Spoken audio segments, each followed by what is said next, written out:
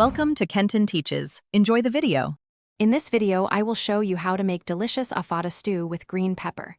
First, let's gather our essential ingredients. You'll need fresh green bell peppers, assorted meats like beef and tripe, and good quality palm oil.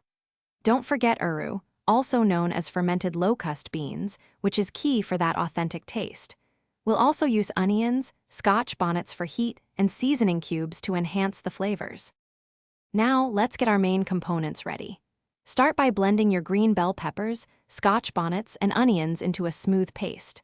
Next, boil your assorted meats until they are perfectly tender. Once cooked, you can fry or grill them to add a lovely texture and depth of flavor. Remember to reserve about 2 cups of that rich meat stock. It will be crucial for the stew's consistency and taste. The heart of Ofada stew lies in its base.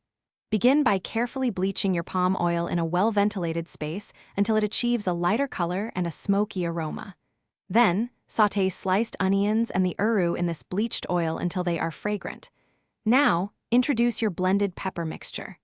Cook this down thoroughly, stirring occasionally until the oil separates from the pepper paste, indicating it's well cooked.